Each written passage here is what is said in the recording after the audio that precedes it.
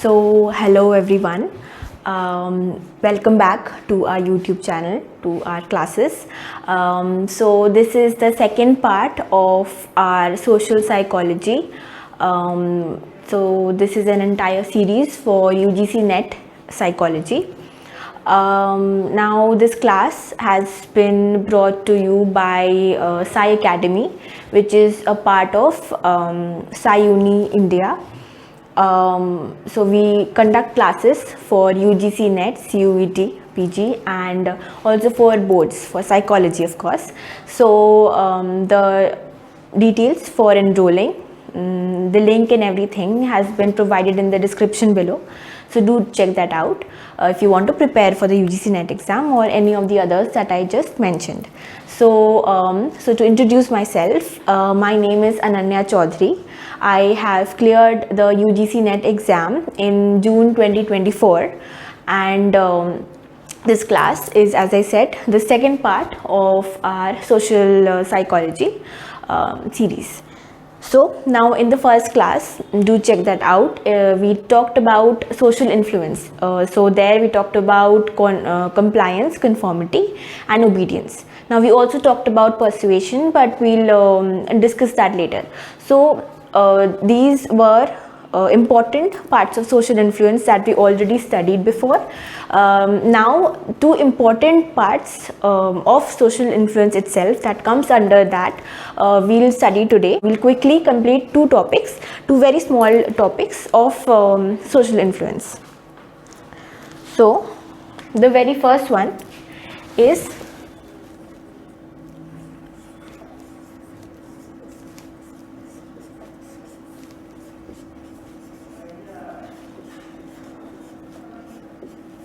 social facilitation. So when we talk about social facilitation, we see an improvement in performance when there really is an audience or we think that there is an audience. तो social facilitation में हम क्या देखते हैं कि जब कोई audience present है, कि लोग present हैं एक्चुअली, या फिर हमें लगता है कि लोग प्रेजेंट हैं, तो आइदर ऑफ दीज केसेस में प्रेजेंट हो या हमें लगता है कि हो, तो ऐसे केसेस में हमारा परफॉर्मेंस जब इम्प्रूव हो जाता है तो उसको, अगर हम जनरली देखें तो उसको हम सोशल फैसिलिटेशन बोलते हैं, कि जब कोई एक्चुअली हो या हमें लगता है कि कोई हो, तो तब जब हमारा परफॉर्मेंस उनके होने से इम्प्रूव होता है तो उसको हम बोलते हैं social facilitation. Now the very first time this phenomena of social facilitation was studied by Norman Triplett. So सबसे पहले जो हमारा सोशल फैसिलिटेशन का जो फिनोमेना है वो जिसने सबसे पहले स्टडी किया था, that would B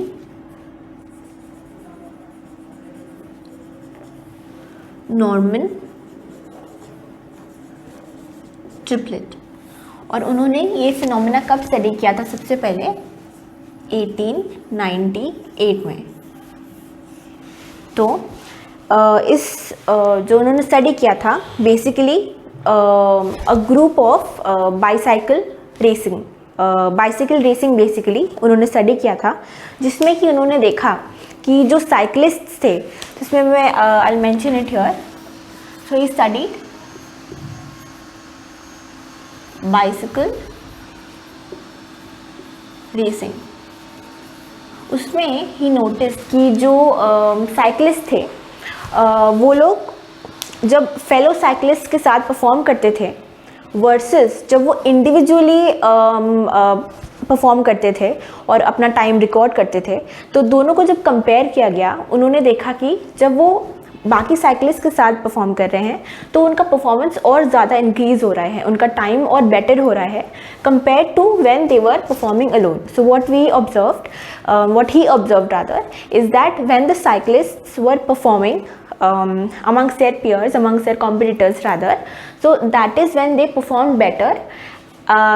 Their times increased, it got better compared to when they were cycling alone to measure their time. So when they measured the time comparatively, they saw that when they were cycling with their competitors, they performed that better instead of when they did that individually.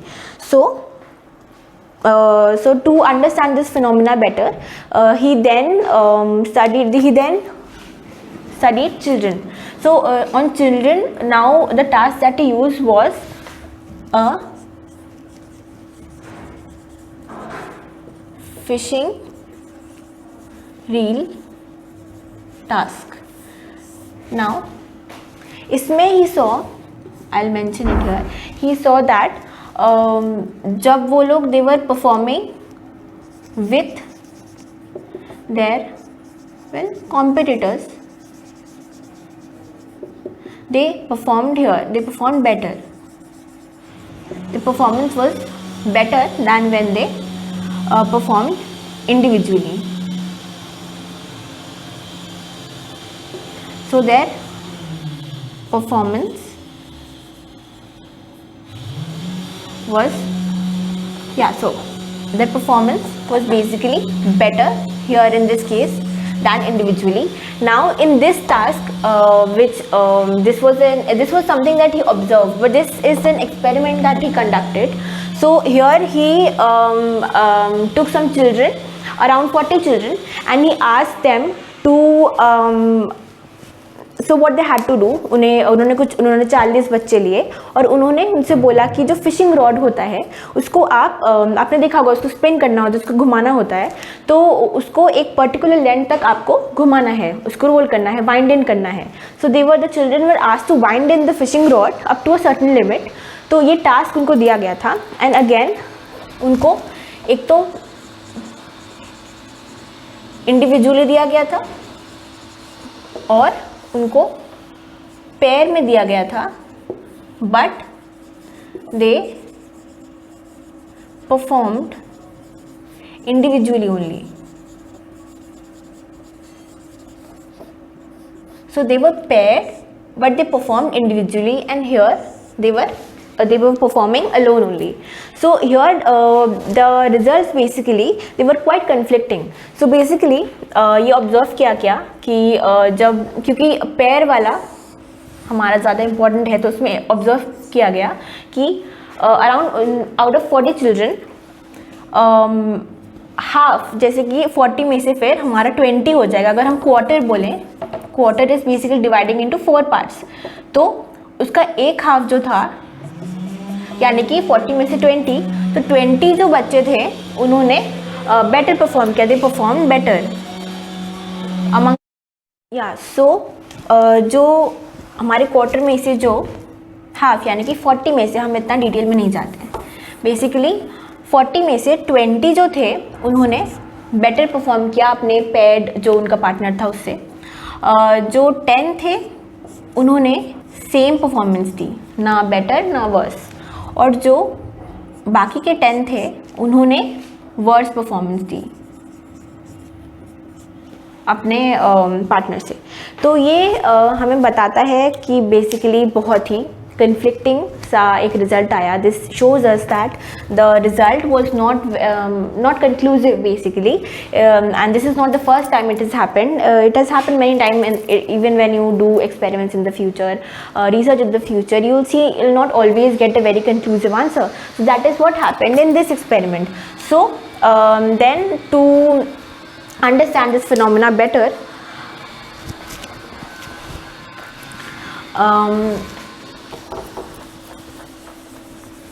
another experiment, or rather a better explanation was given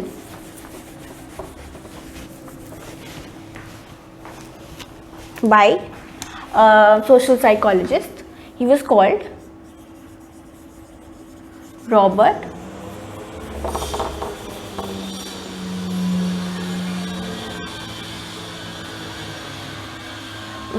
Zajonc. So Robert Zajonc gave the concept of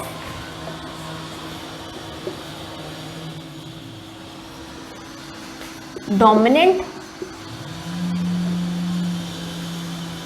responses. So So Robert Jong gave to explain the phenomena of social facilitation. He gave the concept of dominant responses. Now, what do we see here?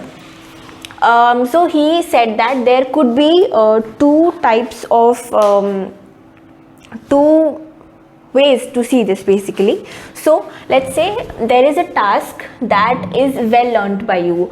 So we'll write it here. Let's say there is a task that comes very naturally to you, that is well learned to you. So in such a case, social facilitation is going to occur. Now in another, we'll understand it better through example, but now so let's say there is some task that is not well learned.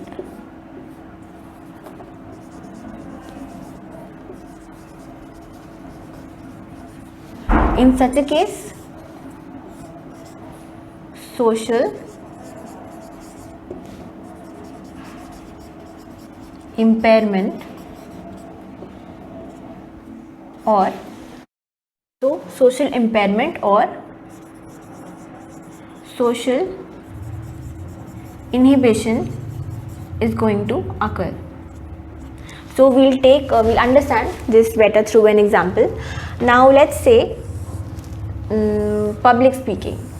So in the first case, let's say anybody, let's say let's talk about myself. So let's say I am afraid of public speaking, and so in both cases, let's say we are afraid of public speaking. Okay, so in the first case, I know that I have to speak about certain topic, maybe on stage, or maybe I have to teach in class. So I am prepared in advance. I prepare, मैं पूरा पढ़ के रखती हूँ कि मुझे क्या क्या पढ़ाना है, कैसे पढ़ाना है, फिर मुझे क्या क्या बोलना है. तो मैं अच्छे से प्रिपेयर्ड हूँ, क्योंकि तो इसीलिए जब मैं जाती हूँ एक्चुअली क्लास में पढ़ाने या फिर स्टेज में परफॉर्म करने, तो तब जब लोगों का होना मेरे लिए एक मोटिवेशन की तरह एक्ट करता है कि सब हैं, सब देखेंगे तो मुझे अच्छा परफॉर्म करना है, और क्योंकि मैं प्रिपेयर्ड हूँ तो मैं अच्छा परफॉर्म करूँगी, देयर आर हाई चांसेस. तो that would be our social facilitation.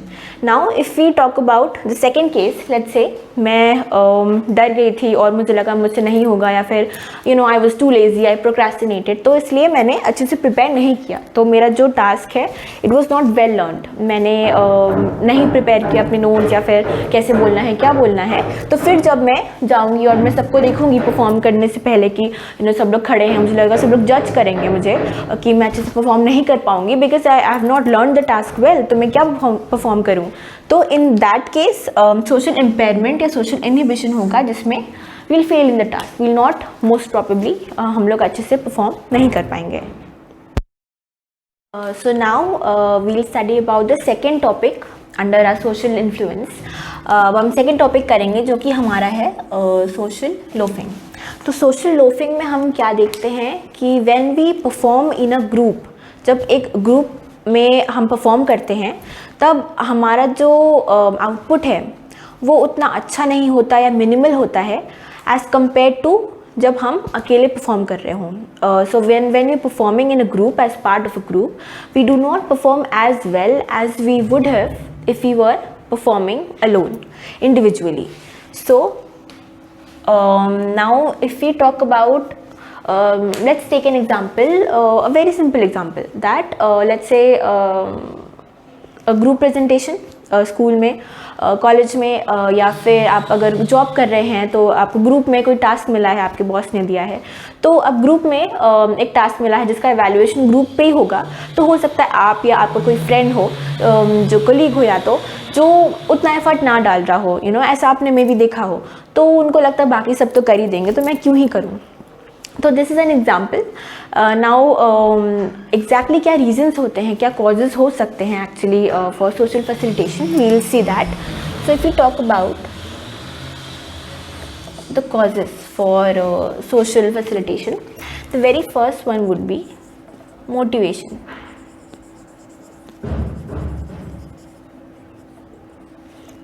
or rather a lack of motivation. So let's say it is a task, कोई एक टास्क है जो आपको इतना इंटरेस्टिंग नहीं लगता है, मे बी वो जो आपको ग्रुप में प्रोजेक्ट मिला है या फिर हाँ ग्रुप में प्रोजेक्ट मिला है बेसिकली, या वो कॉलेज में हो या ऑफिस में हो, तो मे बी वो आपको इतना इंटरेस्टिंग नहीं लग रहा है, तो इसीलिए आप अपना एफर्ट नहीं डालते हो because you are not motivated to do that task. Secondly, अब ये कॉन्सेप्ट हम आगे प्रो सोशल बिहेवियर में भी पढ़ेंगे, बट ये भी एक रीज़न हो सकता है फॉर सोशल लोफिंग. तो डिफ्यूजन ऑफ रिस्पॉन्सिबिलिटी में हम क्या देखते हैं कि जब बहुत लोग प्रेजेंट हैं हमारे आसपास, तो हमें लगता है कि हम वो काम क्यों करें. So what we see in diffusion of responsibility is that when we see that many people are present around us to do the task, they might we think they might do the task, so why should we, since so many people are present. So that is also one reason why social loafing could occur. Thirdly, it is the group size, especially or basically the larger the group, the less chances there are for individual people to perform better. तो जो बड़ा group होगा उसमें लोग कम effort डालेंगे, but जो छोटा group होगा उसमें लोग कंपैरेटिवली ज़्यादा एफर्ट डालेंगे. तो ये हो गया. और फोर्थ हमारा हो जाएगा जो हमारा फोर्थ टॉपिक है, जो बहुत इम्पॉर्टेंट नहीं बोलेंगे उसको, but it has also been seen to be a case in social loafing. One of the reasons ऐसा देखा गया है. तो एक्सपेक्टेशन से हमारा क्या मतलब है कि जैसे हमारा जो ग्रुप है, let's say it comprises of high achievers, ठीक है, तो वो दे स्ट्राइव फॉर द बेस्ट, उनको है कि हमें अपना बेस्ट देना है और एकदम जितना अच्छा से अच्छा हो सके हम अपना परफॉर्मेंस रखेंगे. तो जब ऐसे लोग हैं हमारे ग्रुप में, तो हमें भी ऐसे मोटिवेशन मिलता है कि हम भी अपना बेस्ट करें. So even we want to strive for the best because of the high achievers in our group. But अगर हमारे ग्रुप में on the other hand low achievers हैं, तो हम we'll not strive for the best and we'll be like अगर वो काम नहीं कर रहे तो सारा काम हमें करना पड़ेगा, तो हम क्यों ही करें, है ना. तो ऐसे में एक्सपेक्टेशन भी एक इम्पॉर्टेंट रोल प्ले कर सकता है. Now that we have talked about what exactly causes social loafing, not all of them, but some points in some case कि इस रीज़न की वजह से, ग्रुप साइज की वजह से या डिफ्यूजन ऑफ रिस्पॉन्सिबिलिटी की वजह से social loafing हो सकता है. Now we'll talk about what's more important for our UGC NET exam actually. So ये हमारा होगा कि कैसे हम रिड्यूस करेंगे सोशल फैसिलिटेशन को कर सकते हैं. तो सबसे पहला पॉइंट हमारा है कि हमारा ग्रुप साइज स्मॉल होगा अगर, तो चांसेस होंगे कि हम कि सोशल लोफिंग कम हो, कि फिर हम पर्सनली ज़्यादा रिस्पॉन्सिबल फील करेंगे. अगर बहुत लोग होंगे तो हमें लगेगा कि चलो कोई ना कोई तो कर ही लेगा, पर अगर 3-4 लोगों का ग्रुप है तो हमें वैसा लगने के चांसेस कम है. एटलीस्ट ये नहीं होगा कि होगा ही नहीं, बट किसी किसी का नेचर ही होता है, बट चांसेस कम है कि फिर हो. Now secondly, the assignment of task should be individually, कि अब जब आप किसी को काम दे रहे हो, लेट्स से आप टीचर हो या फिर जब टीचर आपको काम दे रहा है, तो जब अगर वो even if it's a group project, उसके बावजूद अगर लेट्स से सोशल साइकोलॉजी पे ही कुछ बनाना है, कंटेंट बनाना है, प्रेजेंटेशन बनाना है, लेकिन फिर अगर वो टीचर या फिर आप लोग ही आपस में बेटर होगा कि अगर टीचर ही डिवाइड कर दे टॉपिक्स को. सोशल साइकोलॉजी में इतना कुछ आता है, social influence, social cognition etcetera. तो अगर वैसे पर इंडिविजुअल डिवाइड कर दिया जाए, टॉपिक को असाइन कर दिया जाए इंडिविजुअल को एक टॉपिक, तो चांसेस हैं कि फिर सोशल लोफिंग कम हो, बिकॉज फिर आपको यू आर रिस्पॉन्सिबल, आपको पता है कि आपको ये काम करना है, it is fix, it is decided, आपको अपना काम ही करना है. तो वो ग्रुप प्रोजेक्ट भी एक इंडिविजुअल एफर्ट में एक इंडिविजुअल एफर्ट रहेगा आपके ग्रुप प्रोजेक्ट में. नाउ हमें जो टीचर है या जो असाइन कर रहा है काम, जो बॉस है, तो उसको क्लियर रूल्स बनाने चाहिए ताकि पता हो जो काम कर रहा हो उसको कि कैसे बाद में असेसमेंट होगा, जो कि which also brings us to our fourth point, जो कि है कि फर्स्ट ऑफ ऑल एक तो असेसमेंट इंडिविजुअली हो, और फिर जो हाईलाइट जो अचीवमेंट इंडिविजुअल का हो। एक तो जो हमने काम कर दिया, so some work has already been done, so the group has already done their tasks individually.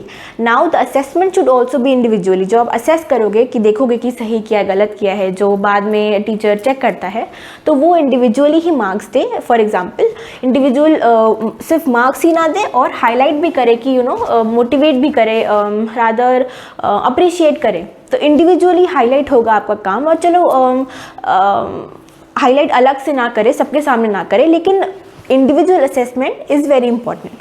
तो these are ways how you can reduce social loafing. So now that we are done with the some important topics of social influence, now let's jump on to some PYQs on these topics. Okay, so the very first question that we have here is, so who amongst the following conducted one of the most famous and controversial experiments in the area of obedience? तो अब हमने जब important topics discuss कर लिए हैं social influence के, अब हम कुछ क्वेश्चंस डिस्कस करेंगे जो पिछले साल, जैसे हम देख सकते हैं ये क्वेश्चन 2020 में आया था। तो इसमें पूछा जा रहा है कि इनमें से कौन सा ऐसा बहुत फेमस और विवादित ऐसा एक्सपेरिमेंट है ओबीडियंस का। तो इसमें आप लोग वीडियो पॉज कर लीजिए, अपना आंसर दे दीजिए, फिर हम नेक्स्ट स्लाइड पे आंसर डिस्कस करेंगे। So please pause the video here, think of the answer what it could be according to you, then in the next slide we will discuss the answer. सो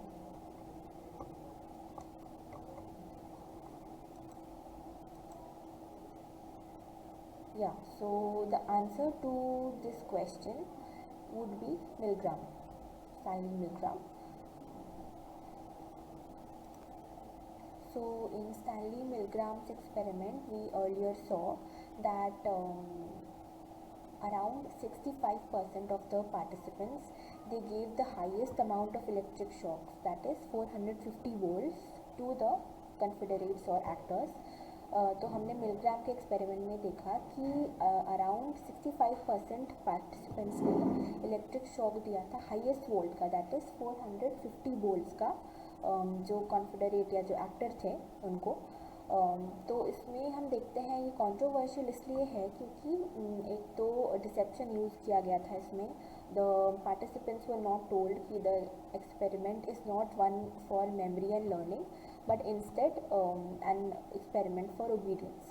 तो इसमें participants को झूठ बोला गया था कि ये मेमोरी एंड लर्निंग का एक्सपेरिमेंट है, जबकि ये ओबीडियंस का एक एक्सपेरिमेंट था। तो डिसेप्शन यूज़ किया गया था। ऑल्सो कंट्रोवर्शियल उससे ज़्यादा, ये तो एक रूल ब्रेक किया गया था ऑथेंटिक रिसर्च का, बट कंट्रोवर्शियल स्पेशली इसलिए था क्योंकि जो मेंटली जो स्ट्रेस उन लोग को मिला था, ये कितना एथिकल है ये ऐसा एक्सपेरिमेंट कंडक्ट करना, जिसमें कितना स्ट्रेस हुआ होगा हमने डिस्कस किया था उन पार्टिसिपेंट्स को कि इतना सामने वाला चिल्ला रहा है, इसके बावजूद आपको फोर्स किया जा रहा है कि आप इलेक्ट्रिक शॉक दो और आप दे रहे हो, सामने वाले को टॉर्चर कर रहे हो, तो इतना मेंटल जो स्ट्रेस हुआ उनको, तो उसलिए ये एथिकली रॉन्ग था, इसलिए कंट्रोवर्शियल एक्सपेरिमेंट है। अब अगर यहाँ पे फिलिप जिम्बार्डो का भी ऑप्शन रहता तो चांसेस थे कि इसमें मिलग्राम और जिम्बार्डो दोनों का ही नाम रहता, बिकॉज ऑल्दो जिम्बार्डो का experiment was more about fitting into social norms, social roles rather, and also about deindividuation, but उसमें ओबीडियंस भी हम देखते हैं। तो क्योंकि वो भी एक बहुत कंट्रोवर्शियल एक्सपेरिमेंट है, तो चांसेस है कि अगर वो भी होता तो वो और जिम्बार्डो का एक्सपेरिमेंट और मिलग्राम एक ही ऑप्शन में दिया रहता, there are high chances. Now we will talk about the next PYQ. So here यहाँ पूछ रहे हैं which of the following tactics for gaining compliance are based on reciprocity. तो रेसिप्रोसिटी के ऊपर कौन कौन से ये जो 4 कंप्लायंस के टेक्निक्स हैं इनमें से कौन कौन रेसिप्रोसिटी पे बेस्ड है. अब रेसिप्रोसिटी में we saw that once we saw that and we studied that in persuasion that आप जो करते हो उसके बेसिस पे सामने वाला क्या रिएक्ट करता है, या रादर आप जो करते हो उसके वजह से सामने वाला कुछ करता है बेसिकली. तो उसकी रेसिप्रोसिटी की बेसिस पे इन चारों में से कौन कौन से बेस्ड हैं इन पे. So which of these are based on reciprocity. Now this question came in 2021 as you can see. तो आई होप आपने पॉज करके देख लिया होगा. तो हम देखते हैं, ठीक है. तो इसका आंसर है door in the face and that's not all. तो डोर इन द फेस में हम देखते हैं कि पहले एक बहुत बड़ा फेवर मांगा जाता है और जब वो रिफ्यूज़ हो जाता है उसके बाद हम एक छोटा फेवर मांगते हैं. तो इसमें बहुत जब एक बड़ा फेवर मांगा गया वो रिफ्यूज़ हो गया, तो जैसे बहुत बड़ा फेवर आप ही ने रखा, फिर जब वो रिफ्यूज़ हो जाता है तो जैसे लेट्स से आप एक बहुत बड़ा अमाउंट मांग रहे हो, 5,000 मांग रहे हो from your parents and they से नो. लेकिन फिर आप फिर स्मॉल अमाउंट मांगते हो कि चलो 5,000 नहीं तो 500 रुपये ही दे दो. तो नाउ दे अग्री. तो आपने अपना वो चेंज किया रिक्वेस्ट और अकॉर्डिंगली फिर उन्होंने भी मान लिया. तो this is based on reciprocity. Secondly that's not all approach में हम देखते हैं कि पहले एक अगेन एक बहुत बड़ा सा इम्पॉसिबल सा कुछ मांगा जाता है और जब वो मना हो जाता है फिर लेट्स से बहुत कुछ महंगी चीज़ एक सेल्समैन सेल कर रहा है, बट इससे पहले कि सामने वाला मना करे, कस्टमर मना करे, before that it sell the sales person let's say they are giving freebies, कुछ फ्री दे रहे हैं. तो उसके ऊपर in addition to that product कुछ फ्री दे रहे हैं. तो कस्टमर सोचता है चलो ठीक है कुछ फ्री है सो वी बाई इट. तो क्योंकि सेल्समैन ने अपना एक अप्रोच एक एडिशनल कुछ डाल दिया उसमें, तो द कस्टमर अग्री. तो this is also based on reciprocity. Third हमारा अगर हम प्लेइंग हार्ड टू गेट देखें, इसमें this is based on the principle of scarcity. जिसमें जब कुछ बहुत कम अमाउंट में रहता है या फिर प्लेइंग हार्ड टू गेट हम लोग देखते हैं काफ़ी रोम कॉम्स वगैरह में भी, कोरियन ड्रामा में भी काफ़ी ड्रामास में, काफ़ी इनफैक्ट रियल लाइफ में भी ड्रामा अगर हम छोड़ दें काफ़ी जगह हम देखते हैं तो ऐसे कैरेक्टर्स होते हैं, ऐसे लोग होते हैं जो करते हैं. तो वो खुद को बहुत वैल्यूएबल बहुत दिखाते हैं कि नहीं it's not easy to they make you perceive them basically. और ये और भी चीज़ों में लिखते हैं. तो जो चीज़ कम होती है और सिर्फ इसमें नहीं और भी स्कैरसिटी का जो प्रिंसिपल है उस पर बेस्ड है प्लेइंग हार्ड टू गेट, जिसमें हमें लगता है कि बहुत लिमिटेड है वो रिसोर्स है, बहुत मुश्किल है उसको हासिल करना. तो that is playing hard to get. Now commitment, the fourth principle technique that is foot in the door is based on commitment, जिसमें कि फुट इन द डोर में हम देखते हैं कि पहले बहुत छोटा सा चीज़ कुछ मांगा जाता है और रिक्वेस्ट रखा जाता है and then that is accepted. फिर उसी इंसान से एक बड़ा कुछ मांगा जाता है. तो सामने वाला सोचता है कि ठीक है हमने एक छोटा सा फेवर जब मान ही लिया है तो हम ये फेवर भी कर देते हैं, जो बड़ा फेवर है वो भी मान लेते हैं. तो that is based on commitment कि हाँ हमने एक बार कमिट कर दिया तो सेकेंड टाइम भी वील हेल्प दैम. ठीक है. तो that is why our answer would only be A and B which are based on reciprocity. अब हम हमारा थर्ड क्वेश्चन देखेंगे. इसमें दिया है कि today employees are required to work in teams as it is believed that performance will be better in teams. This is because in a team. तो फिर 4 ऑप्शंस हैव बीन गिवन. तो यहाँ पे बोला गया है कि जो एम्प्लॉयज़ होते हैं ऐसा माना जा रहा है कि जब वो टीम में काम करते हैं तो उनका परफॉर्मेंस बेटर होता है. तो ऐसा क्यों होता है? तो आई होप आपने आंसर कर लिया होगा पॉज करके. तो ये क्वेश्चन 2022 में आया था. नाउ तो इसका आंसर बहुत सिंपल होगा, सोशल फैसिलिटेशन. Social facilitation में basically we see that when something is well learned and we are performing before people, so the presence of others becomes a plus point for us, so we perform better when we present amongst others. So which we also saw in Norman Trippet's which also Norman Trippet observed through his study when he studied cyclists that we saw in our earlier in the theory part. So जैसे हमने Norman triplet के जो उन्होंने study किया था, उन्होंने भी यही देखा कि जो साइकिलिस्ट थे वो बेटर परफॉर्म कर रहे थे जब वो अपने ओपोनेंट्स के साथ परफॉर्म कर रहे थे कंपेयर टू जब वो अकेले परफॉर्म कर रहे थे। तो उनके साथ रहकर उनका परफॉर्मेंस इंक्रीज़ हुआ, बेटर हुआ, फैसिलिटेट हुआ, इसीलिए सोशल फैसिलिटेशन। तो यहाँ पे भी टीम में रह के एम्प्लॉयज़ का परफॉर्मेंस ताकि बेटर हो, इसीलिए टीम वर्क प्रेफर किया जा रहा है। नाउ सोशल लोफिंग नहीं होगा, क्यों? क्योंकि social loafing is basically when the presence of others makes your performance go worse basically, so you do not give your best. जब दूसरों के होने से आप अपना बेस्ट नहीं देते हो, आप एफर्ट नहीं डालते हो, दैट इज़ सोशल लोफिंग। अब मोटिवेशन इसमें लो नहीं होगा क्योंकि अब बोल रहे हैं कि परफॉर्मेंस बेटर हो रहा है, तो मोटिवेशन लो होने का there is no point.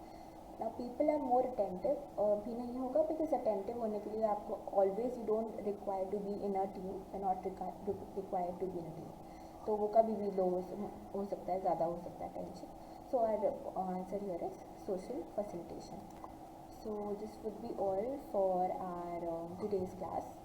So we have finally, through 2 classes, we have finally completed social influence. Now in the next class we will discuss social cognition. So please stay tuned for our next class and the classes after that. तो हमने social influence अब ख़त्म किया है, इसके बाद next class में हम लोग सोशल कॉग्निशन करेंगे। तो please do like, share and subscribe this channel, this video. And also Sai Academy, as I mentioned in the beginning also, हमारे यहाँ UGC नेट का प्रिपरेशन होता है, CET का और इवन बोर्ड्स का। So the details for contacting enrolling has been provided in the description. Do check that out. Thank you so much for joining in today. Have a good day.